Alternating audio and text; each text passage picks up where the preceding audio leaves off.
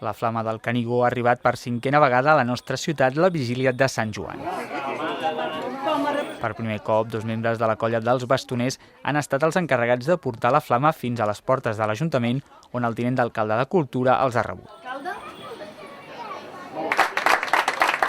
Aquest any teníem interès en donar un plus, en pujar un graó més pel que fa al significat simbòlic de la flama, i vam pensar que era una bona oportunitat, atesos els temps que corren contra cultura, contra les aspiracions catalanes. Vam dir, doncs, val la pena que l'Ajuntament faci un gest simbòlic i rebi per primera vegada la flama a dins del propi consistori. Un cop dins l'edifici de l'Ajuntament, Escura ha agraït com Òmnium Cultural hagi organitzat un cop més l'arribada de la flama del Canigó a la nostra ciutat i s'ha fet la lectura del manifest.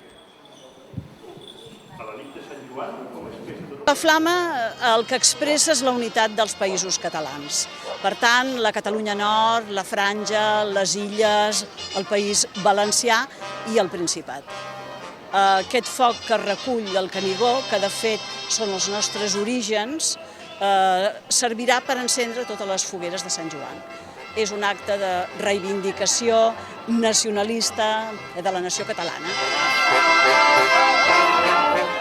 L'encesa de la foguera ha tingut lloc un any més a la plaça d'Octavià amb una festa amb sardanes i la música de la cobla contemporània i la participació dels grallers, castellers i timbalers de la ciutat. Negatiu en la sofrència de greuges